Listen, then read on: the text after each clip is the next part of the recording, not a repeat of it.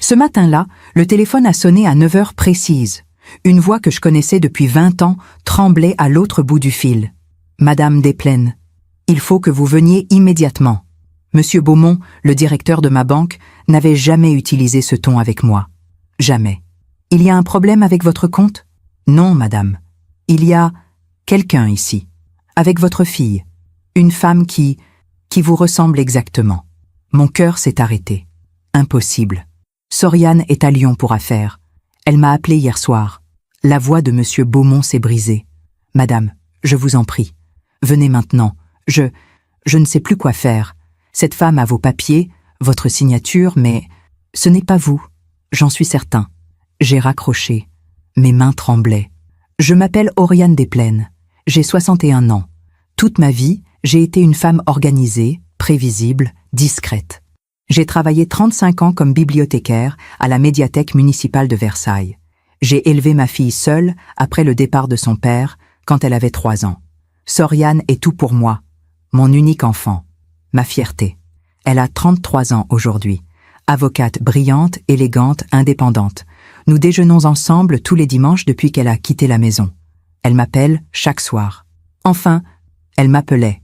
En conduisant vers la banque ce matin-là, j'ai repensé à notre dernier déjeuner. C'était il y a 3 semaines. Soriane avait commandé du saumon fumé, comme toujours. Elle portait ce foulard en soie que je lui avais offert pour ses 30 ans. Elle m'avait posé des questions étranges. « Maman, tu n'as jamais eu envie de chercher ta vraie famille ?» Je lui avais répondu ce que je réponds toujours. Mes parents adoptifs sont ma vraie famille. Ils sont morts, mais ils m'ont tout donné. Je n'ai besoin de rien d'autre. Elle avait souri. Un sourire que je n'avais pas su déchiffrer. Aujourd'hui, en garant ma voiture devant la banque, je comprenais. Ce sourire était un adieu. Monsieur Beaumont m'attendait à l'entrée.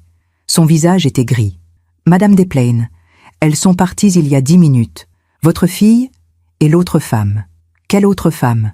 Il m'a tendu une photo imprimée depuis les caméras de surveillance. Et là, j'ai vu mon propre visage. Pas une ressemblance, pas une cousine éloignée. Mon visage, mes yeux, ma bouche, mes rides. Une femme qui aurait pu être mon reflet dans un miroir. Sauf qu'elle portait des vêtements que je n'avais jamais possédés. Et qu'elle se tenait à côté de ma fille. À côté de Soriane, qui souriait. Monsieur Beaumont a murmuré. Elles ont essayé de transférer 400 000 € sur un compte à l'étranger. J'ai bloqué l'opération. Mais madame, qui est cette femme? Je ne sais pas. J'ai prononcé ces mots, mais quelque chose au fond de moi savait déjà. Quelque part dans ma mémoire, une porte que j'avais gardée fermée pendant 61 ans venait de s'ouvrir. Et derrière cette porte, il y avait un secret que même moi, je ne connaissais pas. Parfois, on fait confiance à ceux qui ne la méritent pas. Et vous, avez-vous déjà été déçu par quelqu'un que vous aimiez? Racontez-moi votre histoire dans les commentaires. J'aimerais vous lire. Cette nuit-là, je n'ai pas dormi. J'ai passé des heures à regarder les albums photos. Soriane bébé, Soriane à 5 ans, tenant mon doigt dans le jardin du Luxembourg. Soriane à 12 ans, avec son appareil dentaire et son rire timide. À chaque page, je cherchais un signe, un détail qui m'aurait échappé. Mais il n'y avait rien, que de l'amour. Soriane est née en 1992, un matin de mai. J'avais 28 ans. Son père venait de partir avec une collègue de bureau. Je me retrouvais seule, enceinte, avec un appartement à payer et une carrière de bibliothécaire qui ne me permettait aucune fantaisie. Mais quand je l'ai tenue dans mes bras pour la première fois, rien d'autre n'a compté. Elle avait des yeux noirs, comme les miens, des petits poings serrés, une bouche parfaite. Moi, je lui ai murmuré « Tu es à moi, pour toujours ». Pendant 33 ans, j'ai cru que c'était vrai. Notre vie était simple, mais belle. Un appartement de 3 pièces près de la gare de Versailles. Le dimanche, on prenait le RER jusqu'à Paris. On allait au musée d'Orsay. Soriane adorait les nymphéas de Monet. Elle me disait « Maman, un jour, j'aurai une maison avec un jardin plein de fleurs comme ça. » Je souriais. Je savais que ma fille irait loin. Et elle est allée loin. Trop loin, peut-être. À 18 ans, elle a quitté Versailles pour Sciences Po. Je l'ai aidée à déménager dans une chambre de bonne sous les toits, rue de Vaugirard.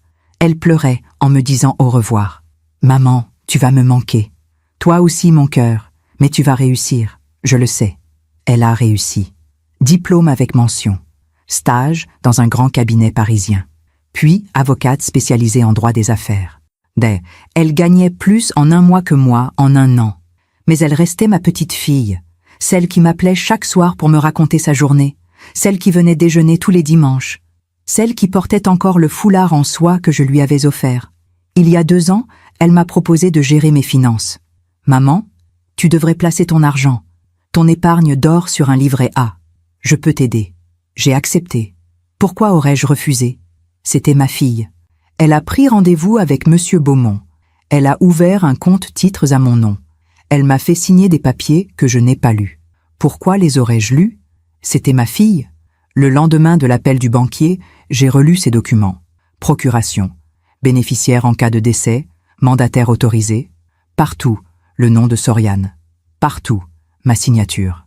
Une signature que j'avais tracée en souriant, parce que je faisais confiance. Parce qu'une mère fait toujours confiance. J'ai essayé de l'appeler. 10 fois, 20 fois. Répondeur. Bonjour, vous êtes bien sur le répondeur de Soriane Desplaines. Laissez un message. Sa voix, douce, professionnelle, familière. Une voix que je ne reconnaissais plus. Ce soir-là, assise dans mon salon, j'ai regardé la photo sur la cheminée. Soriane et moi, l'année dernière, devant le château de Versailles. Elle avait passé son bras autour de mes épaules. Elle souriait. Et moi aussi. Pendant que je raconte tout cela, je me demande d'où vous m'écoutez. Écrivez le nom de votre ville en commentaire. Le lendemain matin, j'ai pris une décision. J'allais chercher Soriane. Elle m'avait dit qu'elle était à Lyon pour un dossier urgent. Un client important. 3 jours d'absence. Mais si elle était à Lyon, comment pouvait-elle être à la banque avec cette femme? J'ai vérifié son agenda partagé sur mon téléphone.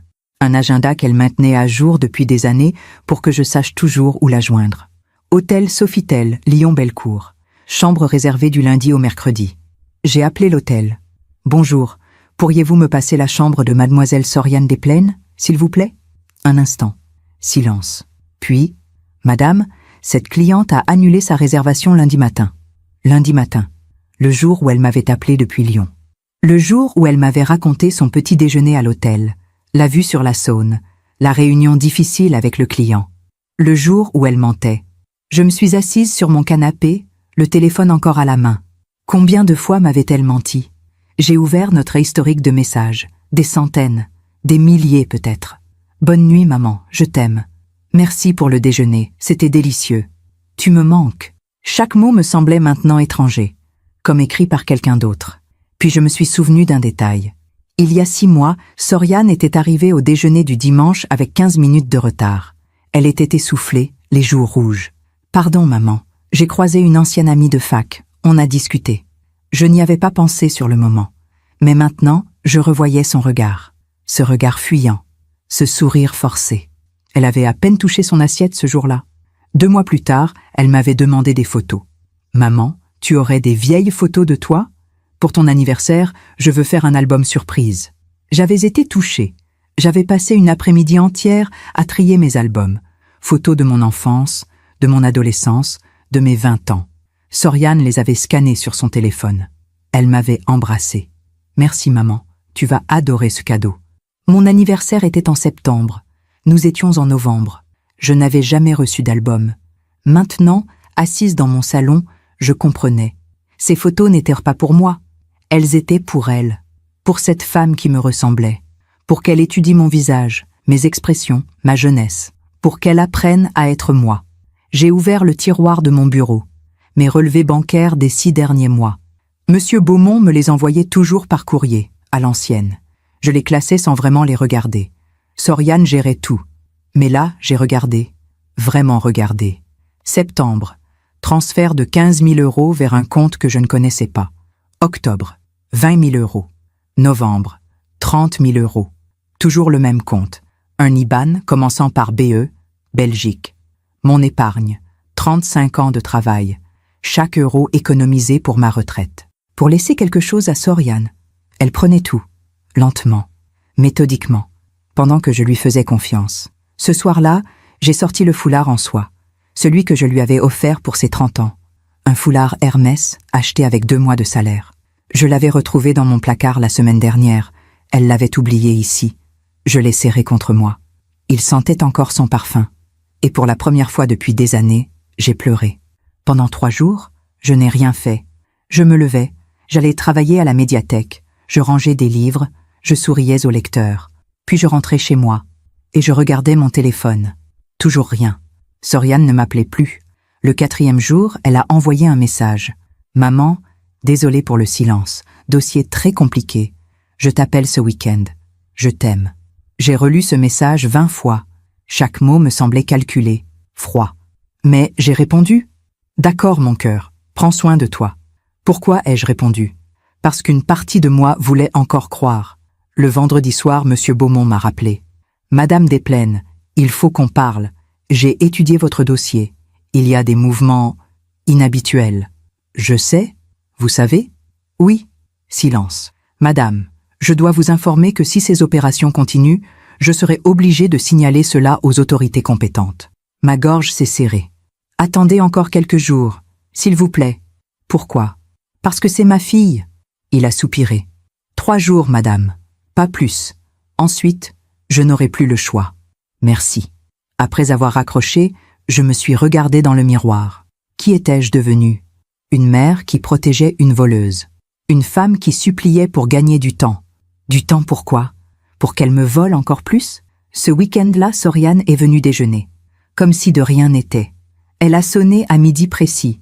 Elle portait un tailleur beige, des escarpins noirs, ses cheveux attachés en chignon. « Bonjour maman ». Elle m'a embrassée sur les 2 joues. Son parfum était différent, plus lourd, plus cher. J'avais préparé son plat préféré, blanquette de veau. Elle a mangé en silence, moi aussi. Puis elle a posé sa fourchette. « Maman, ça va? Tu es bizarre. Mon cœur battait si fort. Ça va, juste fatigué. Tu devrais te reposer. À ton âge, il faut faire attention. À mon âge, 61 ans. Comme si j'étais déjà vieille, fragile, incapable. Je me demande encore si j'ai fait le bon choix. Et vous, qu'auriez-vous fait à ma place? » Après le déjeuner, elle m'a aidé à débarrasser. En rangeant les assiettes, elle a dit « Au fait, maman, j'ai besoin que tu signes un papier. » « Quel papier? » « Une mise à jour de ta procuration. Juste une formalité administrative. » Elle a sorti une enveloppe de son sac. Un document de 3 pages, rempli de termes juridiques que je ne comprenais pas. « Signe ici, maman. » Et là, sa voix était douce, patiente, comme quand elle était petite et qu'elle voulait quelque chose. J'ai pris le stylo. Ma main tremblait. Soriane a posé sa main sur la mienne. « Maman, tu me fais confiance, n'est-ce pas ?» J'ai levé les yeux vers elle. Ses yeux noirs, mes yeux, mais vides, si vides. J'ai reposé le stylo. « Je vais le lire d'abord. » Son visage s'est durci. « Maman, c'est juste une procuration standard. Alors je peux prendre mon temps pour la lire. » Silence. Elle a repris l'enveloppe. « Comme tu veux. » Elle est partie 10 minutes plus tard, sans m'embrasser. Cette nuit-là, j'ai ouvert l'enveloppe qu'elle avait oubliée sur la table. Volontairement oubliée. Le document donnait à Soriane un pouvoir total. Sur mes comptes, sur ma maison, sur tout. Y compris le droit de me placer sous tutelle si elle jugeait que je n'étais plus capable de gérer mes affaires. À cause de mon âge. J'ai compris. Elle ne me volait pas juste mon argent. Elle me volait ma liberté, ma dignité, ma vie. Le lundi matin, je suis retournée à la banque. Monsieur Beaumont m'attendait dans son bureau. Il a fermé la porte derrière moi. « Madame Desplaines, j'ai quelque chose à vous montrer. » Il a ouvert un dossier. Des captures d'écran des caméras de surveillance. Voici votre fille et l'autre femme, jeudi dernier, 9 heures du matin. Sur la première image, Soriane entrait dans la banque, seule. Sur la deuxième, elle ressortait. 5 minutes plus tard, elle revenait. Avec elle, la femme portait un tailleur gris perle, des lunettes de soleil, un foulard noué autour du cou. Mon foulard, celui que Soriane avait oublié chez moi. Ou plutôt, celui qu'elle avait donné à cette femme. Monsieur Beaumont a agrandi l'image. Regardez leurs mains. Soriane tenait le bras de la femme, comme pour la guider, la rassurer. Elles souriaient toutes les deux. Complice. J'ai besoin de savoir qui elle est. Monsieur Beaumont a sorti un autre document. Voici la copie de la carte d'identité qu'elle a présentée. Mon cœur s'est arrêté. La photo était celle de cette femme, mais le nom était le mien. Oriane Desplaines, née le 8 avril 1964. Ma date de naissance. Mon nom. Son visage. C'est un faux. Évidemment. Mais un très bon faux. Fabriqué par quelqu'un qui connaît son métier. Vous avez appelé la police? Pas encore. Je voulais vous parler d'abord. Madame, Je connais votre fille depuis qu'elle est petite. Je ne comprends pas. Moi non plus. Mais je mentais. Je commençais à comprendre. En rentrant chez moi, j'ai fait quelque chose que je n'avais jamais fait. J'ai fouillé la chambre de Soriane. Elle gardait encore une chambre ici, pour quand elle restait dormir. Ou plutôt, pour quand elle restait dormir avant. Cela faisait des mois qu'elle ne dormait plus ici. Dans le tiroir de sa commode, j'ai trouvé une enveloppe Kraft. À l'intérieur, des photocopies. Mon acte de naissance, mon livret de famille, des photos de moi à 20 ans, à 30 ans, à 40 ans, toutes les photos que je lui avais données. Et en dessous, un autre document, un résultat de test ADN. Laboratoire Gene Finder, daté de juillet 2023. Échantillon A, Soriane Desplaines. Échantillon B, Floréa Lavigne. Résultat, compatibilité génétique. Probabilité de lien biologique de premier degré. 99,9%. Floréa Lavigne. Ce nom ne me disait rien. Mais le test disait tout. Cette femme était la tante de Soriane. Ma sœur. Impossible. J'étais fille unique. Mes parents adoptifs me l'avaient toujours dit. Ma mère biologique était morte en me mettant au monde. J'avais été adoptée à la naissance, seule. Seule. J'ai relu le document 10 fois. Juillet 2023. Il y a 2 ans et demi. Soriane savait depuis 2 ans et demi. Elle avait trouvé ma sœur. Elle avait fait un test ADN. Et elle ne m'avait rien dit. Au fond de l'enveloppe, j'ai trouvé une dernière chose. Une photo. Floréa et Soriane ensemble. Devant un café parisien. Elle riait. Au dos, une date écrite au stylo. 15 juin 2023. Je me suis souvenu. Ce jour-là, Soriane m'avait dit qu'elle déjeunait avec une cliente. Elle était rentrée tard ce soir-là. Euphorique. Maman, j'ai eu une journée incroyable. Raconte. Elle avait hésité. Puis elle avait souri. Rien d'important. Juste du travail. Mensonge. Ce jour-là, elle avait rencontré ma sœur. Une sœur dont j'ignorais l'existence. Une sœur qu'elle avait trouvée. Sans moi. Je me suis assise sur le lit de Soriane. Dans cette chambre où elle avait grandi. Où je lui lisais des histoires le soir. Où je la consolais après ses chagrins d'adolescente. Et j'ai compris que je ne la connaissais plus. Peut-être que je ne l'avais jamais connue. Cette nuit-là, je n'ai pas fermé l'œil. J'ai passé des heures à chercher. Floréa Lavigne. Sur Internet, sur les réseaux sociaux, partout. Je l'ai trouvée sur Facebook. Un profil public, peu d'amis, quelques photos. Elle vivait à Montreuil, dans une petite rue près du métro Croix de Chavaux. Son visage, mon visage, la même bouche, les mêmes yeux, les mêmes rides au coin des paupières. 61 ans, comme moi. Sur une photo datant d'avril dernier, elle était devant un immeuble gris, un sac de course à la main. Elle portait un manteau usé, des chaussures fatiguées. Son regard était dur, fermé. Le regard de quelqu'un qui a connu la difficulté. J'ai lu sa biographie. Ancienne employée de maison, retraitée. Rien d'autre. Pas de famille mentionnée, pas de mari, pas d'enfant. Personne. À 4 heures du matin, j'ai pris une décision. J'allais la voir. J'allais voir ma sœur. Cette femme qui me ressemblait. Cette femme qui essayait de me voler. Le lendemain matin, j'ai pris le RER-D jusqu'à Châtelet, puis le métro ligne 9 jusqu'à Montreuil. J'avais l'adresse. 17 rue Édouard Vaillant, 3e étage. Un immeuble des années 70, façade grise, boîte aux lettres cabossées. Sur l'une d'elles, un nom écrit au feutre noir. Lavigne. J'ai monté les escaliers lentement. À chaque marche, mon cœur battait plus fort. Qu'allais-je lui dire? Bonjour, je suis votre sœur jumelle. Pourquoi essayez-vous de me voler? Pourquoi ma fille vous a-t-elle trouvé avant moi? Je me suis arrêtée devant sa porte. Numéro 23. Une porte en bois peint en marron. Un paillasson usé. J'ai levé la main pour sonner. Mais je n'ai pas sonné. Parce que j'ai entendu des voix. Derrière la porte, quelqu'un parlait fort. Une voix de femme. Jeune. Dure. La voix de Soriane. Tu dois être plus convaincante. Il a failli tout bloquer. Une autre voix a répondu, plus âgée, hésitante. Je ne suis pas comédienne. Je ne sais pas faire ça. Tu n'as qu'à répéter ce que je t'ai dit. Mon nom, ma date de naissance, mon adresse, c'est simple. Mais si quelqu'un me reconnaît, personne ne te reconnaîtra. Personne ne sait que tu existes. Même elle ne sait pas. Même elle. Moi. Je me suis plaqué contre le mur. Ma respiration était trop forte, trop rapide. La voix de Soriane a continué. Écoute, Floréa, on a une occasion unique. Cette femme a de l'argent, beaucoup d'argent, une maison à Versailles, des placements, tout. C'est ta mère. Silence. Puis Soriane a ri. Un rire froid.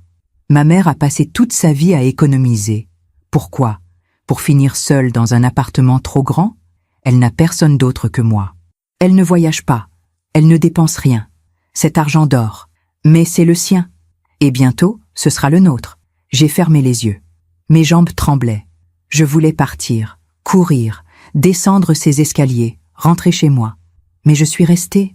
La voix de Floréa a murmuré « Je ne comprends toujours pas pourquoi elle ne m'a jamais cherchée.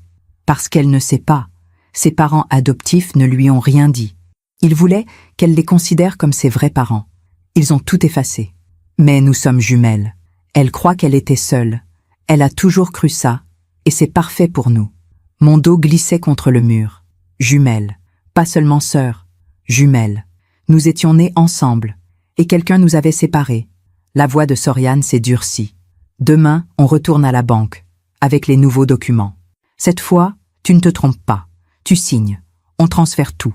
Et après, on disparaît. Et elle? Quoi, elle? Ta mère. Qu'est-ce qu'elle va devenir? Silence. Long silence. Puis Soriane a dit, elle s'en remettra. Elle a toujours été forte. Trop forte, peut-être. Elle n'a jamais eu besoin de personne. J'ai compris à cet instant. Pour Soriane, je n'étais pas une mère. J'étais un coffre-fort, quelque chose à vider. Et des pas se sont approchés de la porte. Je me suis précipitée dans les escaliers. J'ai descendu les 3 étages sans respirer. Je suis sortie dans la rue. Le soleil brillait, les gens passaient, normaux, vivants. Et moi, j'étais morte. Je suis rentrée chez moi en métro. Assise dans le wagon, j'ai regardé mon reflet dans la vitre. Ce visage que je connaissais depuis 61 ans. Ce visage que Floréa portait aussi. Quelque part à Montreuil, ma sœur jumelle vivait. Elle avait grandi ailleurs, avec d'autres parents, une autre vie. Employée de maison, retraitée pauvre, seule. Tandis que moi, j'avais eu une carrière stable, un appartement, une fille. Enfin, je croyais avoir une fille. Ce soir-là, j'ai relu mes papiers d'adoption. Des documents jaunis que mes parents m'avaient laissés à leur mort. Adoption simple, orpheline de mère, père inconnu. Née le 8 avril 1964 à l'hôpital Saint-Antoine, Paris. Aucune mention de jumelles. Rien. Mais maintenant, je savais. Quelqu'un avait décidé de nous séparer. Peut-être l'hôpital, peut-être les services sociaux. 2 bébés, 2 familles différentes. L'une aisée, l'autre modeste.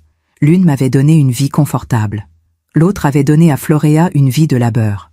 Et maintenant, 61 ans plus tard, Floréa voulait reprendre ce qui aurait pu être à elle, aidée par ma propre fille. Ma fille qui pensait que je n'avais besoin de personne, que j'étais trop forte pour mériter de la compassion. Cette nuit-là, j'ai ouvert mon coffret à bijoux. Au fond, une petite médaille en argent. Ma mère adoptive me l'avait donnée quand j'avais 10 ans. C'est tout ce qu'on a trouvé avec toi, ma chérie. Le jour de ton adoption. Une médaille avec 2 anges gravés. 2 anges qui se tenaient la main. Je n'y avais jamais prêté attention. Mais maintenant, je comprenais.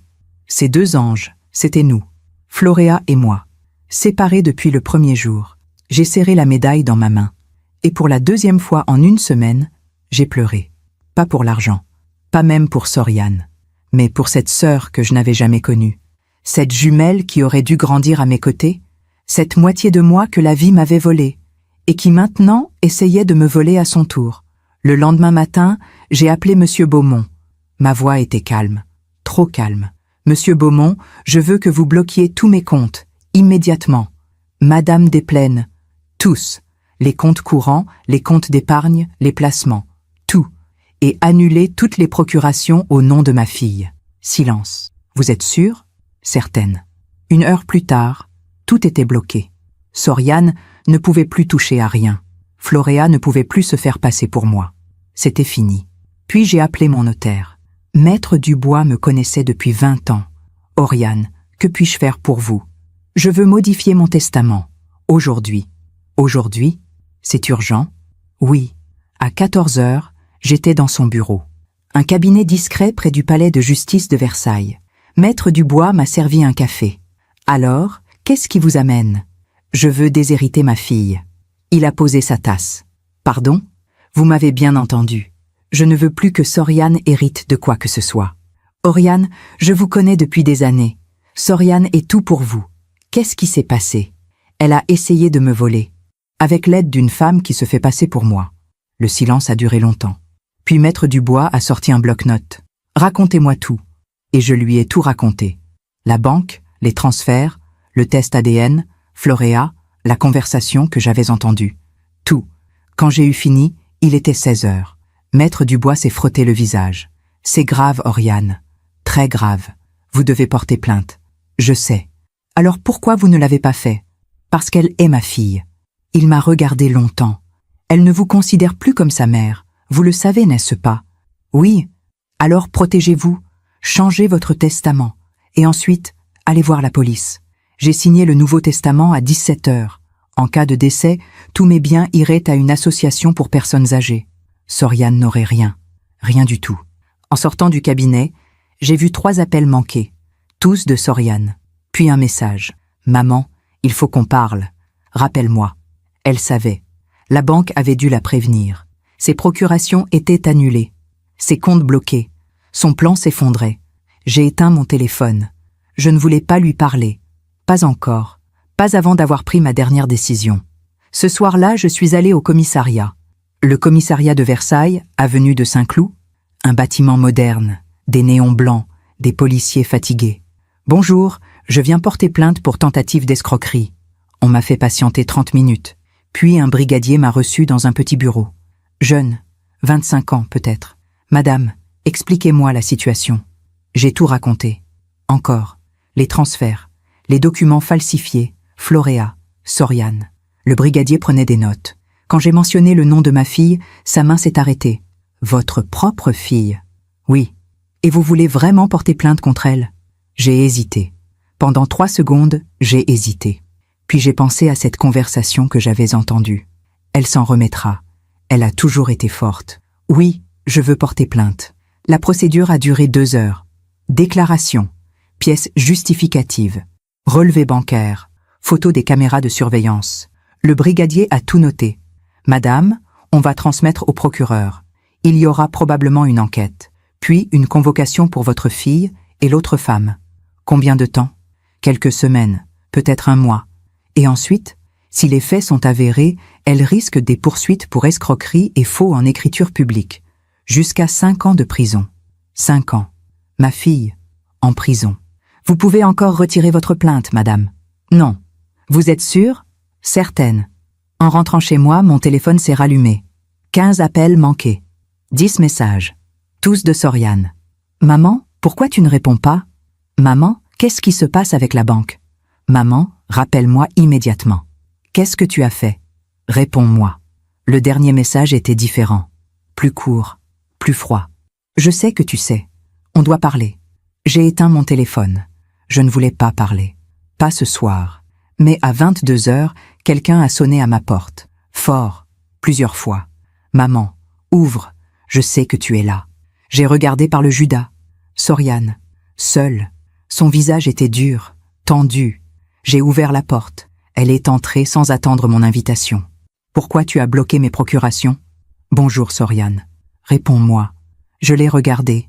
Cette femme qui était ma fille, qui avait grandi dans cet appartement, qui m'appelait maman, mais qui me regardait maintenant comme une ennemie. Parce que tu essayais de me voler. Elle a ri. Un rire sec. Te voler? Tout cet argent, c'est pour moi de toute façon.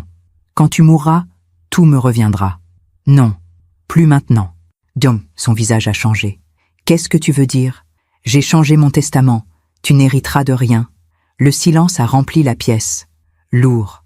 Soriane s'est assise sur le canapé, lentement, comme si ses jambes ne la portaient plus. Tu ne peux pas faire ça. C'est déjà fait. Pourquoi? J'ai pris une grande inspiration. Parce que tu as trouvé ma sœur, ma jumelle. Et au lieu de me le dire, au lieu de nous réunir, tu as décidé de l'utiliser pour me dépouiller. Soriane a levé les yeux vers moi. Comment tu sais? J'étais devant sa porte. J'ai tout entendu. Elle a baissé la tête. Puis elle a murmuré. Tu ne comprends pas? Alors, explique-moi. Elle s'est levée. Toute ma vie, tu m'as donné le minimum, le strict nécessaire. Tu gagnais bien ta vie, Mais on vivait comme des pauvres. Jamais de vacances, jamais de cadeaux. Toujours l'économie, toujours la prudence. Je t'ai élevée seule. Et alors, tu voulais une médaille? Tu crois que c'est ça, être une mère? Nourrir et habiller son enfant? Ces mots me frappaient comme des gifles. Je t'ai donné tout ce que j'avais. Tu m'as donné de l'argent économisé, jamais de l'amour dépensé. Tu voulais tout garder pour tes vieux jours, pour être tranquille, pour ne dépendre de personne. C'est faux. C'est vrai. Et maintenant, tu as de l'argent, beaucoup d'argent, que tu ne dépenses même pas. Pendant que moi, je dois tout construire seul. Je t'ai payé tes études. Le minimum. Le strict minimum. Sciences Po, un appartement, tes frais de vie.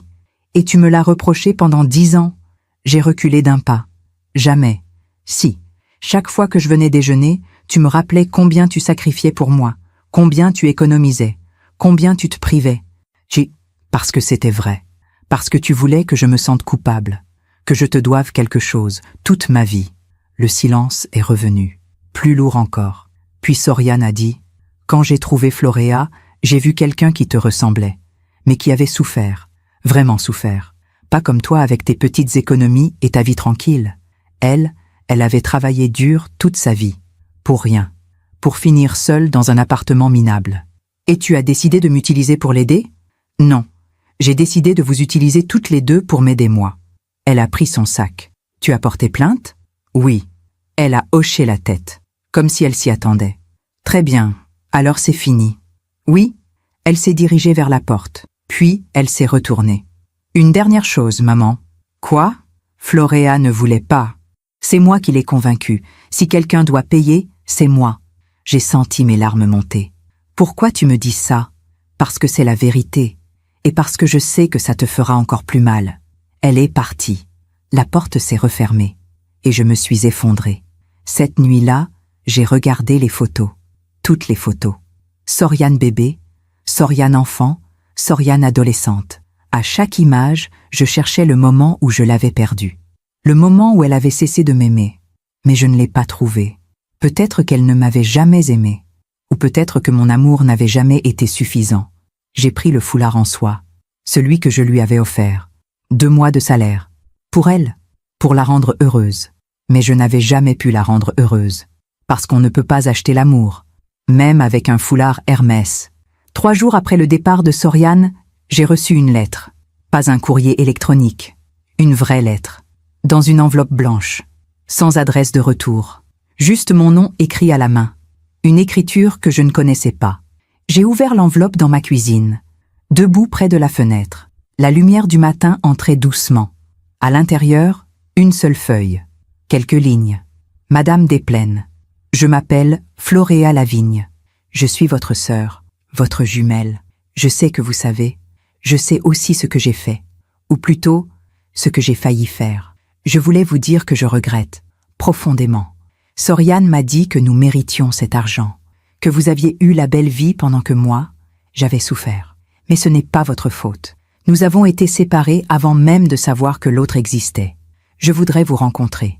Pas pour l'argent, juste pour voir votre visage, pour savoir qui vous êtes, pour comprendre qui j'aurais pu être. Si vous acceptez, je serai samedi à 11h au café Le Vieux Versailles, place du Marché. Si vous ne venez pas, je comprendrai. Floréa. J'ai relu cette lettre 10 fois, 20 fois. Sa main tremblait en écrivant. Je voyais les petites imperfections dans les lettres. Elle avait pris du temps pour écrire. Pour choisir ses mots. Samedi. C'était dans 3 jours. Je ne savais pas quoi faire. Une partie de moi voulait y aller. Voir cette femme. Ma sœur. Ma jumelle. Celle avec qui j'aurais dû grandir. Mais une autre partie avait peur. Peur de quoi? Peur de voir mon propre visage vieilli dans ses traits. Peur de comprendre que nos vies auraient dû être différentes. Peur de la plaindre. Ou pire, peur qu'elle me plaigne. Ce soir-là, j'ai appelé Maître Dubois. « Oriane, comment allez-vous » Floréa m'a écrit. Elle veut me rencontrer. Silence. C'est peut-être un piège? Non, je ne crois pas. Vous ne pouvez pas en être sûr. Je sais, mais je veux y aller. Nouveau silence. Alors prenez des précautions. Rencontrez-la dans un lieu public. N'allez pas seul. Et surtout, ne signez rien. Je ne signerai rien. Oriane. Oui? Soyez prudente. Cette femme a peut-être des regrets maintenant, Mais elle a quand même essayé de vous voler. Je sais. Mais malgré tout, j'ai décidé d'y aller. Le samedi matin, je me suis réveillée à 6 heures. Je n'avais presque pas dormi. J'ai pris une douche. Je me suis habillée avec soin. Un chemisier bleu marine, un pantalon noir, des chaussures plates, rien d'extravagant. Rien qui ressemblerait à une femme riche. Juste moi. À 10h45, j'étais place du marché. Le café Le Vieux Versailles était là depuis 50 ans. Une terrasse avec des tables rondes, des parasols rouges, des serveurs en tablier blanc. Je me suis assise à une table près de la fontaine, d'où je pouvais voir toute la place. J'ai commandé un café. Mes mains tremblaient. À 11h pile, je l'ai vue. Elle marchait lentement, hésitante. Elle portait un manteau gris, un foulard autour du cou. Pas le mien, un autre, usé. Quand elle s'est approchée, j'ai arrêté de respirer. C'était comme me regarder dans un miroir, mais un miroir fatigué. Ses cheveux étaient gris comme les miens, coupés courts. Son visage portait les mêmes rides, autour des yeux, autour de la bouche. Mais ses yeux étaient différents, plus durs, plus tristes, comme si elle avait vu des choses que je n'avais jamais vues. Elle s'est arrêtée devant ma table. Oriane, sa voix, mon Dieu, sa voix était exactement comme la mienne. Oui, asseyez-vous. Elle s'est assise, lentement, comme si elle avait peur que je parte, ou que je crie, ou que j'appelle la police. Pendant 1 minute, nous ne nous sommes rien dit. Nous nous regardions. 2 femmes qui auraient dû se connaître depuis 61 ans. Mais qui étaient des étrangères? Finalement, elle a parlé. Merci d'être venue. Pourquoi m'avez-vous écrit? Parce que je vous dois la vérité et des excuses.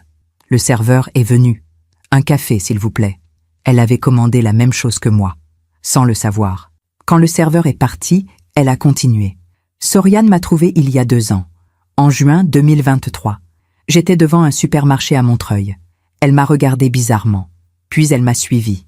Elle m'a demandé mon nom, mon âge, ma date de naissance. Et vous lui avez répondu? Oui, je ne comprenais pas pourquoi, mais elle avait l'air si insistante. Elle a bu une gorgée de café. Ses mains tremblaient aussi. 2 semaines plus tard, elle est revenue, avec un test ADN. Elle m'a dit que sa mère était peut-être ma sœur, que nous étions peut-être jumelles. Elle m'a proposé de le vérifier. Et vous avez accepté. Oui. Pourquoi? Elle a levé les yeux vers moi. Parce que toute ma vie, j'ai eu l'impression qu'il me manquait quelque chose. Quelqu'un. Comme un trou dans ma poitrine. Mes parents adoptifs étaient gentils, mais pauvres. Très pauvres. Mon père travaillait dans le bâtiment. Ma mère faisait des ménages. Ils m'ont élevée du mieux qu'ils pouvaient, mais ils n'avaient rien à me laisser. Quand ils sont morts, j'ai continué. Employée de maison. Comme ma mère. Pendant 40 ans. Ses yeux se sont remplis de larmes. Mais elle ne pleurait pas. Pas encore. Quand le test est revenu positif, Soriane m'a montré des photos de vous. Votre maison, votre travail, votre vie. Et j'ai vu ce que j'aurais pu avoir. Si quelqu'un avait choisi différemment, si on m'avait donné à une autre famille, la vôtre, ce n'était pas ma faute. Je sais, maintenant je sais. Mais sur le moment, j'étais en colère, tellement en colère. Elle a baissé la tête. Soriane a dit que vous aviez beaucoup d'argent, que vous ne le dépensiez jamais, que vous n'aviez personne d'autre qu'elle. Elle m'a dit que cet argent aurait pu être à moi, si nos vies avaient été inversées. Elle m'a dit qu'on pouvait le reprendre, ensemble. Et vous l'avez cru. Oui, parce que j'étais fatiguée. Fatiguée de vivre avec 300 € par mois. Fatiguée d'avoir mal au dos. Fatiguée d'être seule. Alors j'ai dit oui. Le silence est revenu. Autour de nous, les gens passaient. Normaux. Vivants. Inconscients du drame qui se jouait à cette table. Qu'est-ce qui vous a fait changer d'avis? Elle a souri. Un sourire triste. Vous. Moi? Quand je suis allée à la banque, j'ai vu votre photo. Sur le mur, derrière le bureau du directeur. Une photo de vous avec lui. Vous lui remettiez un chèque pour une association caritative, pour des personnes âgées isolées. Il y avait une date. 2022. Vous donniez 5 000 €. Je me souvenais. Cette association. Je leur donnais chaque année. Depuis 10 ans. Le directeur m'a demandé mes papiers. Et pendant qu'il vérifiait, il m'a parlé de vous. Il a dit « Madame Desplaines est une cliente exemplaire, toujours généreuse, toujours attentionnée. » Et là, j'ai compris. Vous n'étiez pas une femme riche et égoïste. Vous étiez juste, vous, quelqu'un qui avait travaillé dur, qui avait économisé et qui donnait quand même. Mes larmes coulaient maintenant. Je ne pouvais plus les retenir. J'ai paniqué. J'ai essayé de partir. Mais Soriane m'a retenu. Elle m'a dit de continuer. Que c'était trop tard pour reculer. Mais je ne pouvais pas. Je suis partie en courant. Soriane m'a dit que vous étiez là, avec elle. Je suis revenue. 10 minutes plus tard, elle m'a supplié. Elle a dit que si je ne l'aidais pas, elle perdrait tout. Que vous l'aviez déjà déshérité. Que c'était sa dernière chance. Alors vous êtes resté. Oui, mais je n'ai rien signé. Je ne pouvais pas. Elle a sorti quelque chose de sa poche. Une photo. Jaunie. Oh, cornet. Mes parents m'ont donné ça avant de mourir. Ils m'ont dit que c'était tout ce qu'ils avaient de mon adoption. Elle a posé la photo sur la table. C'était une photo de maternité, en noir et blanc. Une infirmière tenait 2 bébés. 2 bébés identiques, emmaillotés dans des couvertures blanches. C'est nous. J'ai pris la photo. Mes mains tremblaient tellement que je pouvais à peine la tenir. 2 bébés, nés le même jour, dans le même hôpital, séparés quelques heures plus tard. Je ne savais pas, moi non plus, jusqu'à ce que Soriane me trouve. J'ai regardé Floréa, vraiment regardé, cette femme qui portait mon visage, mon sang, ma vie, mais qui avait tout perdu. Qu'allez-vous faire maintenant? Je ne sais pas. Soriane ne me parle plus. La police va sûrement me convoquer. Je n'ai pas d'argent pour un avocat. J'ai fouillé dans mon sac. J'ai sorti une carte. Appelez cet homme, Maître Dubois. Dites-lui que je vous envoie. Il vous aidera. Elle a regardé la carte, puis moi. Pourquoi vous faites ça? Parce que vous êtes ma sœur, et que même si nous avons été séparés, même si vous avez essayé de me faire du mal, ce n'est pas votre faute. Pas vraiment. Elle a pleuré. Vraiment pleuré. Ses épaules tremblaient. Ses mains couvraient son visage. Et moi, je suis restée assise, à regarder cette femme, cette moitié de moi, qui pleurait pour toutes les années perdues. Puis j'ai fait quelque chose que je n'avais pas prévu. Je me suis levée, j'ai contourné la table, et je l'ai prise dans mes bras. Elle s'est raidie d'abord, puis elle s'est effondrée contre moi. Et nous sommes restés là, 2 sœurs, 2 jumelles, réunies après 61 ans. Trop tard pour réparer le passé, mais peut-être pas trop tard pour se pardonner. Quand elle s'est calmée, je me suis rassise. Écoutez-moi, Floréa, je ne vais pas retirer ma plainte, pas complètement, mais je vais parler au procureur, je vais expliquer, je vais demander de l'indulgence, pour vous, pas pour Soriane. Pourquoi pas pour elle? Parce qu'elle savait ce qu'elle faisait. Elle n'a pas été manipulée? C'est elle qui vous a manipulé? Floréa a hoché la tête. Elle m'a dit la même chose, le dernier jour. Elle m'a dit, si on se fait prendre, c'est moi qui porterai le poids. Je ne comprenais pas. Maintenant je comprends. Elle protège qui elle peut. Non, elle se protège elle-même. En se sacrifiant, elle garde sa dignité. C'est tout ce qui lui reste. Nous avons fini nos cafés en silence. Puis Floréa s'est levée. Merci, Oriane. Pour tout? On se reverra? Elle a hésité. Je ne sais pas. Peut-être, quand tout sera fini, quand la justice aura décidé. Si vous voulez encore me voir après ça. Je voudrais. Elle est partie, lentement, son manteau gris disparaissant dans la foule. Et moi, je suis restée assise, avec la photo des 2 bébés. Et j'ai compris quelque chose. La justice ne viendrait pas d'un tribunal. Elle viendrait du temps. Du temps qui montre à chacun les conséquences de ses choix. Soriane avait choisi l'argent. Elle perdrait sa mère, sa liberté, sa paix. Floréa avait choisi la vérité. Elle perdrait peut-être sa liberté aussi. Mais elle garderait sa dignité. Et moi, j'avais choisi le pardon. Pas l'oubli. Jamais l'oubli. Mais le pardon. Parce que la vie était trop courte pour porter tant de haine. Même quand la haine était justifiée. 2 mois ont passé. 2 mois de silence. 2 mois sans nouvelles de Soriane. 2 mois sans appel. Sans message. Rien. Le procureur avait ouvert une enquête. J'avais été convoquée 3 fois. Pour témoigner. Pour expliquer. Pour montrer les preuves. Les relevés bancaires. Les vidéos de surveillance. Les documents falsifiés. Tout était là. Noir sur blanc. Floréa avait été convoquée aussi.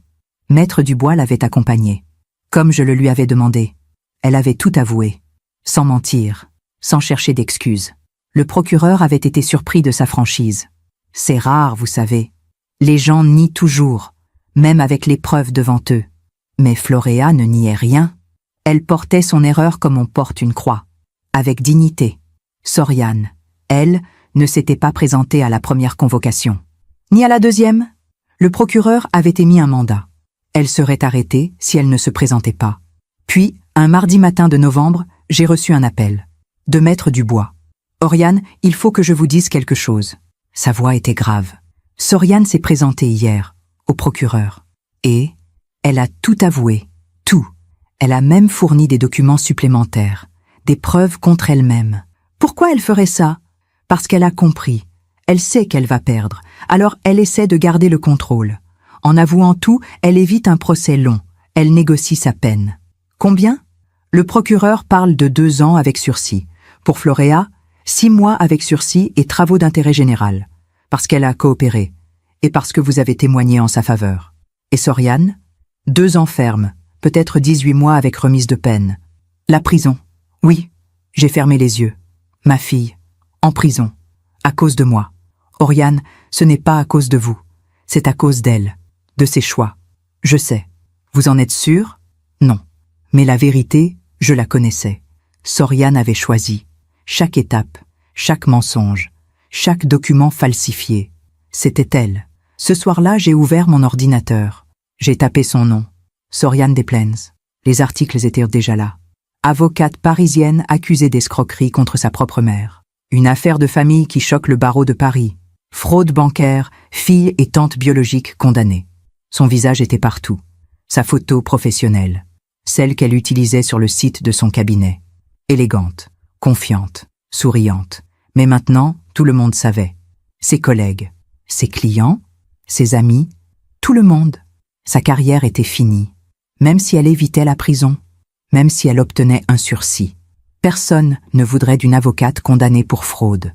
Personne ne lui ferait confiance. Elle avait tout perdu, pour 400 000 € qu'elle n'avait jamais touché. La semaine suivante, j'ai reçu une autre lettre. Encore une fois, écrite à la main. Mais cette fois, je reconnaissais l'écriture. Soriane. Je l'ai ouverte avec des mains tremblantes. Maman, je sais que tu ne veux plus de mes appels.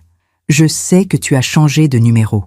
Alors je t'écris, même si tu ne réponds pas, même si tu jettes cette lettre sans la lire. Je voulais te dire que j'ai avoué. Tout. Pas pour toi, pas pour me racheter, mais parce que je suis fatiguée. Fatiguée de mentir, fatiguée de me battre, fatiguée d'être moi. Le procureur m'a proposé un accord. 2 ans de prison. J'ai accepté. Parce que c'est ce que je mérite. Je sais ce que tu penses. Que j'ai tout gâché. Que j'ai détruit notre relation pour de l'argent. Et c'est vrai. Mais ce n'était pas vraiment pour l'argent. C'était pour me prouver quelque chose. Que je pouvais gagner. Que je pouvais prendre ce qui m'était dû. Que je n'avais plus besoin de toi. Sauf que j'avais besoin de toi. J'ai toujours eu besoin de toi. Mais je ne savais pas comment te le dire. Comment te montrer que j'avais mal. Que ton amour, même s'il était là, ne suffisait jamais. Parce que tu donnais ton amour avec une calculatrice à la main. Toujours en comptant. Toujours en mesurant. Combien ça coûte. Ah, combien je te dois. Combien tu as sacrifié. Et moi, je voulais juste que tu me donnes. Sans compter. Sans reproche. Sans cette petite voix qui disait « Regarde tout ce que je fais pour toi. » Mais maintenant, c'est trop tard. J'ai tout perdu. Mon travail, ma réputation, ma liberté. Et toi, surtout toi. Je ne te demande pas de me pardonner. Je ne te demande rien.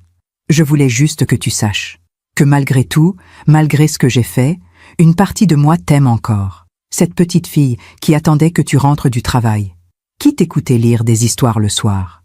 Qui croyait que tu étais la plus forte femme du monde? Cette petite fille existe encore. Quelque part, même si je l'ai enterrée sous des années de ressentiment. Prends soin de toi, maman. Et si un jour, dans très longtemps, tu penses à moi, essaie de te souvenir de cette petite fille, pas de ce que je suis devenue. Soriane. J'ai plié la lettre, lentement, puis je l'ai rangée dans un tiroir, avec toutes les autres lettres qu'elle m'avait écrites, quand elle était enfant, adolescente, jeune adulte, des lettres joyeuses, pleines d'amour, pleines de promesses. Et maintenant, cette dernière lettre, pleine de regrets. Mais je ne lui ai pas répondu. Je ne pouvais pas. Pas encore. Peut-être jamais. En décembre, la sentence est tombée. Floréa. 6 mois avec sursis et 120 heures de travail d'intérêt général. Soriane. 18 mois de prison ferme. Réduction pour avoir coopéré. Pour avoir avoué. Pour avoir montré des remords. Le jour de son départ en prison, je n'étais pas là. Je n'ai pas pu voir ma fille menottée, emmenée, enfermée. Mais Maître Dubois était là. Il m'a appelé après. Elle a pleuré, Oriane. Quand ils l'ont emmenée, elle a pleuré. Elle a demandé après moi? Silence. Oui. Elle a demandé si vous étiez là. J'ai dit non. Elle a hoché la tête, comme si elle s'y attendait. J'ai raccroché. Et je me suis assise dans mon salon. Dans le silence. Seule. Floréa, elle, m'avait écrit. Pour me remercier. Pour me dire qu'elle avait trouvé un travail. À mi-temps.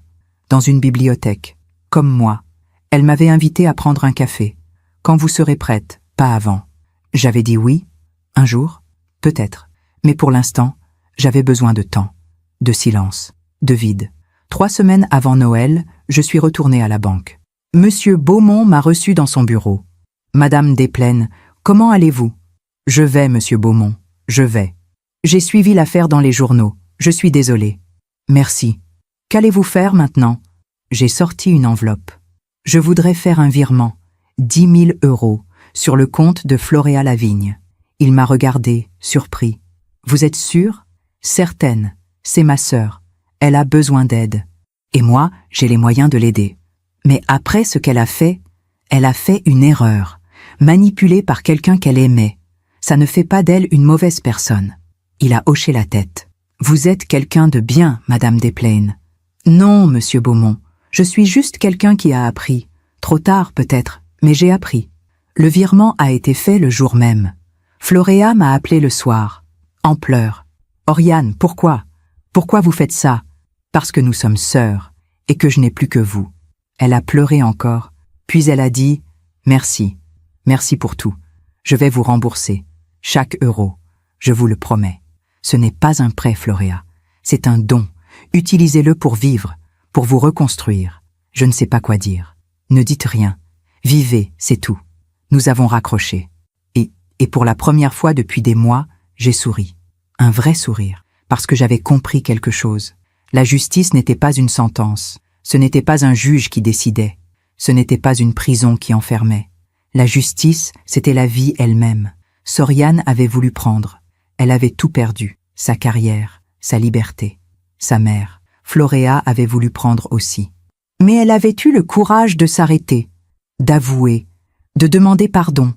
Et maintenant, elle recevait. Pas parce qu'elle le méritait, mais parce que quelqu'un avait choisi de donner. Moi, j'avais choisi de donner. Sans compter, sans calculer, sans reproche. Comme j'aurais dû le faire avec Soriane. Depuis le début. Mais il était trop tard pour Soriane. Elle purgeait sa peine. Dans une cellule à Fleury-Mérogis. Seule. Avec ses regrets. Et moi? J'étais libre, mais seule aussi. Sauf que maintenant, j'avais Floréa. Une sœur retrouvée. Trop tard pour rattraper les années perdues. Mais pas trop tard pour construire quelque chose de nouveau. Quelque chose qui ressemblait à une famille. Le soir de Noël, Floréa m'a appelé. « Oriane, vous faites quelque chose ce soir ?»« Non, rien. »« Vous voulez venir chez moi? Je ne sais pas cuisiner grand-chose, mais j'ai acheté un poulet rôti et du champagne. Pas cher, mais bon. » J'ai hésité. Puis j'ai dit « J'arrive. » Son appartement était petit. Une seule pièce. Un lit. Une table. 2 chaises. Mais elle avait mis une nappe blanche. Des bougies. Des serviettes pliées. Elle avait fait un effort. Pour moi. Nous avons mangé en silence d'abord. Puis elle a levé son verre. À ma sœur, que j'ai trouvée trop tard, mais que je ne veux plus jamais perdre. J'ai levé mon verre aussi. À ma sœur, que la vie m'avait volé, mais que la vie m'a rendu. Nous avons trinqué, et bu, et souri. 2 femmes de 61 ans, 2 jumelles séparées à la naissance, réunies par une tragédie, mais réunies quand même. En partant ce soir-là, Floréa m'a donné quelque chose. Une petite boîte. Ouvrez-la chez vous. Chez moi, j'ai ouvert la boîte. À l'intérieur, une médaille, en argent, avec 2 anges gravés, qui se tenaient en la main, exactement comme la mienne. Un petit mot accompagnait la médaille. Mes parents m'ont donné cette médaille. Comme les vôtres, nous l'avions depuis le début, Oriane. Nous étions juste trop loin pour le savoir. Mais maintenant, nous savons. Et c'est tout ce qui compte. Joyeux Noël, ma sœur. Floréa. J'ai serré les 2 médailles dans ma main. La mienne. la sienne. 2 anges réunis, après 61 ans. Et j'ai compris. La justice n'était pas la punition de Soriane. La justice, c'était ça. Ce moment, cette paix, ce pardon. La vie m'avait pris une fille, mais elle m'avait rendu une sœur. Et quelque part, dans une prison au sud de Paris, Soriane apprenait. Elle apprenait que les actions ont des conséquences, que la cupidité ne mène qu'à la solitude, que l'amour ne peut pas être volé, seulement donné. Un jour, peut-être, elle comprendrait. Un jour, peut-être, elle me demanderait pardon. Vraiment, sans condition. Et ce jour-là, peut-être, je serais prête, mais pas aujourd'hui. Aujourd'hui, je vivais, avec ma sœur retrouvée, avec mon cœur apaisé, avec la certitude que la vie finit toujours par rendre ce qu'on lui donne, en bien ou en mal. 1 an a passé depuis ce Noël avec Floréa. Une année complète. 12 mois de reconstruction, de guérison lente, de paix retrouvée. Aujourd'hui, nous sommes en décembre 2025. J'ai 61 ans. Floréa aussi. Et Soriane en a 33. Elle sort de prison dans 3 semaines, après avoir purgé 15 mois. 3 mois de remise de peine pour bonne conduite. Maître Dubois me l'a annoncé hier. Elle veut vous voir, Oriane. Dès sa sortie, elle m'a demandé de vous transmettre le message. Je ne sais pas si je suis prête. Vous avez 3 semaines pour décider. Prenez votre temps. Mais le temps ne change pas tout. Parfois, il révèle juste ce qui était déjà là. Cette année, j'ai beaucoup réfléchi. À ma vie, à mes choix, à ce que j'ai fait, à ce que je n'ai pas fait. Floréa vient déjeuner chez moi tous les dimanches maintenant. Exactement comme Soriane avant. Mais c'est différent. Avec Floréa, je ne compte pas. Je ne mesure pas. Je donne. Simplement. Le mois dernier, elle a perdu son travail à la bibliothèque. Budget coupé. Personnel réduit. Elle était la dernière arrivée. Elle m'a appelé en pleurs. « Oriane, je ne sais pas quoi faire. Mon loyer, mes factures. Viens vivre ici. » Le silence a duré longtemps. « Quoi ? J'ai une chambre vide, celle de Soriane. Elle ne reviendra jamais ici. Prends-la. Viens vivre avec moi. » Je ne peux pas accepter. Pourquoi pas ? Parce que j'ai essayé de te voler. Et tu as avoué. Tu as payé. C'est fini maintenant. Nous sommes sœurs. Et les sœurs s'entraident. Elle a pleuré. Encore. Mais cette fois, c'était en des larmes de soulagement. 3 jours plus tard, elle emménageait. Avec ses 2 valises, ses quelques livres, sa médaille aux 2 anges. Et pour la première fois depuis la mort de mes parents, je n'étais plus seule dans cet appartement. Nous avons dû apprendre à vivre ensemble. 2 femmes de 61 ans qui ne s'étaient jamais connues, qui avaient grandi dans des mondes différents, avec des habitudes différentes. Au début, c'était difficile. Floréa se levait trop tôt. Elle parlait trop fort. Elle laissait traîner ses affaires. Moi, j'étais trop silencieuse, trop ordonnée, trop rigide. Mais petit à petit, nous avons trouvé notre rythme. Elle faisait le café le matin, fort, comme j'aimais.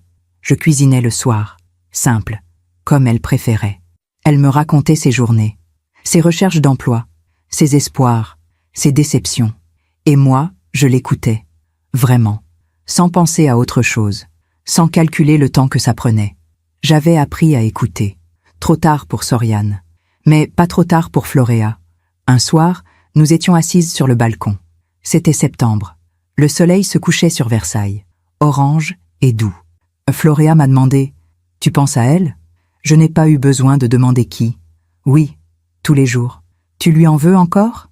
J'ai réfléchi longtemps. Puis j'ai dit « Je ne sais pas. Parfois oui, parfois non. Parfois, je suis juste triste. Triste de quoi ? Triste de ne pas avoir su l'aimer comme il fallait. Triste d'avoir compté quand j'aurais dû donner. Triste d'avoir été une bonne mère sur le papier, mais pas dans son cœur. » Floréa a posé sa main sur la mienne. « Tu as fait de ton mieux. » Mon mieux n'était pas assez. Peut-être, mais son choix n'était pas le tien. Elle aurait pu te parler, te dire qu'elle souffrait, mais elle a préféré mentir, te voler, te détruire. Elle était en colère. Nous sommes tous en colère contre quelque chose, Oriane. Mais nous ne volons pas tous notre mère. Elle avait raison. Je le savais. Mais une partie de moi voulait encore porter cette culpabilité. Parce que c'était plus facile que d'accepter la vérité. La vérité, c'est que Soriane avait fait ses choix. Et qu'elle en payait le prix. En octobre, Floréa a trouvé un travail. Dans une maison de retraite. Comme aide-soignante. Ce n'était pas grand-chose, mais elle était heureuse. Ces personnes âgées, Oriane, elles me rappellent ce que j'aurais pu devenir, seule, oubliée. Mais maintenant, je les aide. Et en les aidant, je me guéris aussi. Elle avait trouvé un sens à sa vie. Après 61 ans, il n'est jamais trop tard. En novembre, nous avons fait quelque chose d'important. Nous sommes allés à l'hôpital Saint-Antoine, l'hôpital où nous étions nés. Nous avons demandé à voir les archives, notre acte de naissance, le dossier d'adoption, tout. Une archiviste gentille nous a reçus. Elle avait 70 ans, des lunettes épaisses, un sourire doux. Vous cherchez quoi exactement? Notre histoire. Elle a fouillé pendant 1 heure, puis elle est revenue avec un dossier jauni. Voilà, naissance gémellaire, 8 avril 1964, mère décédée lors de l'accouchement, père inconnu, 2 filles, séparées pour adoption le 10 avril. 2 jours. Nous avions passé 2 jours ensemble. Puis, plus jamais. Pendant 61 ans. Pourquoi elles ont été séparées? L'archiviste a haussé les épaules. C'était courant à l'époque. Les familles adoptives ne voulaient pas toujours 2 enfants. Alors on les séparait, pour augmenter leurs chances d'être adoptées. Mais nous étions jumelles. Je sais, c'est triste, mais c'était comme ça. Nous avons lu le dossier ensemble. Chaque ligne, chaque détail. Notre mère s'appelait Marie-Claire Lavigne. Elle avait 19 ans, étudiante en lettres, célibataire, morte d'une hémorragie, seule, sans famille. Floréa portait son nom, Lavigne, parce que ses parents adoptifs avaient voulu garder ce lien. Moi, j'avais pris le nom de mes parents, Desplaines, sans savoir que j'avais un autre nom, un autre héritage. Elle avait 19 ans. Floréa murmurait, plus jeune que Soriane. Et là, j'ai compris quelque chose. Marie-Claire nous avait portés, nous avait donné la vie, et elle était morte pour nous, à 19 ans, sans avoir le temps de nous connaître, sans avoir le temps de nous tenir dans ses bras. Nous étions orphelines depuis la première seconde. En sortant de l'hôpital, Floréa a dit « On devrait aller sur sa tombe. On ne sait même pas où elle est enterrée. On va chercher. » Et nous avons cherché. Pendant 2 semaines. Les cimetières de Paris, les registres, les archives. Nous l'avons trouvée au cimetière de Bagneux. Une tombe simple, une pierre grise, un nom gravé. Marie-Claire Lavigne, 1945-1964. Morte trop jeune. Personne n'avait mis de fleurs. Depuis des décennies. La tombe était couverte de mousse, de feuilles mortes. Floréa et moi avons nettoyé, en silence, avec nos mains. Puis nous avons posé des fleurs, des roses blanches, comme celles qu'on donne aux jeunes mariés, ou aux jeunes mères.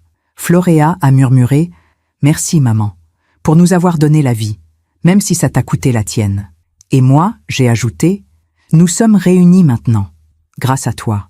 Repose en paix. » Nous sommes restés là longtemps, 2 femmes de 61 ans, devant la tombe d'une fille de 19 ans, qui nous avait tout donné. En rentrant ce soir-là, j'ai pris une décision.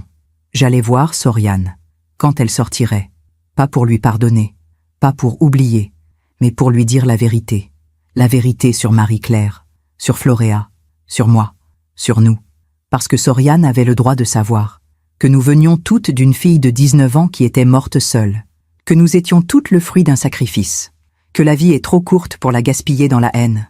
Hier, j'ai reçu une lettre de Soriane, de prison, sa dernière. Maman, je sors dans 2 semaines. Je sais que tu ne veux peut-être pas me voir. Je comprendrai, mais je voulais te dire quelque chose. En prison, j'ai eu beaucoup de temps pour penser, pour comprendre, pour regretter. J'ai compris que tu m'aimais, à ta façon, avec tes peurs, avec ta prudence, avec cette obsession de tout contrôler pour ne pas perdre. Et j'ai compris que moi, je t'aimais aussi, mais que j'étais trop en colère pour le montrer, trop orgueilleuse pour l'admettre, trop blessée pour pardonner. Je ne te demande pas de me reprendre dans ta vie. Je ne te demande pas de m'aimer encore. Je te demande juste de me laisser te dire « pardon ». Pardon pour avoir trahi ta confiance.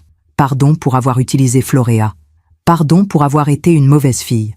Si tu veux me voir, je serai au café Le Vieux Versailles, le premier dimanche après ma sortie, à 11h, comme avant. Si tu ne viens pas, je comprendrai, et je ne te dérangerai plus. Jamais. Mais si tu viens, je te promets une chose. Je t'écouterai. Vraiment. Sans me défendre. Sans excuse. parce que c'est ce que j'aurais dû faire depuis le début. Écoutez, je t'aime, maman, malgré tout, malgré moi. Soriane. J'ai montré la lettre à Floréa. Elle l'a lue en silence. Puis elle a dit « Qu'est-ce que tu vas faire ? Je vais y aller. » « Tu es sûre ? » ?»« Oui, parce que si je n'y vais pas, je le regretterai toute ma vie. Et j'ai déjà assez de regrets. » Floréa a souri. « Tu veux que je vienne avec toi ? » ?»« Non, cette fois, je dois y aller seule. Mais merci. Dimanche prochain, 11 heures, le café Le Vieux Versailles. Exactement là où j'ai rencontré Floréa pour la première fois. Cette fois, ce sera Soriane. Et je ne sais pas ce qui va se passer. Je ne sais pas si elle a vraiment changé. Je ne sais pas si je peux vraiment pardonner. Mais je sais une chose. La vie m'a appris que la justice n'est pas une vengeance. Ce n'est pas une punition. Ce n'est pas même un tribunal. La justice, c'est le temps. Le temps qui montre à chacun les conséquences de ses actes. Le temps qui guérit ceux qui veulent guérir. Le temps qui punit ceux qui refusent de changer. Soriane a perdu 15 mois de sa vie. Sa carrière, sa réputation. Moi. Mais elle a gagné quelque chose aussi. Du temps. Du temps pour réfléchir. Du temps pour comprendre. Du temps pour grandir. Si elle a utilisé ce temps, alors peut-être que nous pourrons reconstruire quelque chose. Pas comme avant. Jamais comme avant. Mais quelque chose de nouveau. Quelque chose de vrai. Quelque chose qui ne repose pas sur l'argent. Ni sur les reproches. Ni sur les silences. Mais sur la vérité. Ce soir, je suis assise dans mon salon. Floréa dort dans l'autre pièce. La chambre de Soriane, qui est maintenant la chambre de ma sœur. Sur la cheminée, il y a 2 photos. Une de Soriane enfant, souriante, innocente, et une de Floréa et moi, prise le mois dernier, devant la tombe de notre mère, nos mains entrelacées, nos visages identiques, nos sourires tristes. La vie m'a pris une fille, mais elle m'a rendu une sœur. La vie m'a appris à donner, sans compter, sans calculer, sans retenir. La vie m'a appris que l'amour ne peut pas être mesuré. Il doit être offert, généreusement, sans condition. Et si mon histoire peut aider ne serait-ce qu'une femme à ouvrir les yeux, alors tout cela aura eu un sens. Si vous êtes mère, donnez sans compter. Si vous êtes fille, parlez avant qu'il soit trop tard. Si vous êtes sœur, cherchez-vous. Nous avons si peu de temps. Ne le gaspillez pas. Dimanche prochain, j'irai au café. J'attendrai. Je verrai si Soriane vient. Et si elle vient, je l'écouterai. Parce que c'est ce qu'une mère fait. Elle écoute. Elle pardonne. Pas par faiblesse, mais par force. La force d'avoir 61 ans. La force d'avoir tout perdu. La force d'avoir tout retrouvé. Autrement. Je m'appelle Oriane Desplaines. J'ai 61 ans. J'ai une sœur qui s'appelle Floréa. J'avais une fille qui s'appelle Soriane. Et voici mon histoire. L'histoire que j'ai gardée pour moi bien trop longtemps. Merci de m'avoir écouté jusqu'au bout. Si cette histoire a touché votre cœur, abonnez-vous et activez la cloche pour entendre d'autres femmes qui ont transformé la douleur en sagesse. Chaque jour, une femme, une leçon de vie. Partagez cette histoire avec quelqu'un que vous aimez. Parfois, une histoire change toute une journée. Que Dieu vous bénisse et à très bientôt.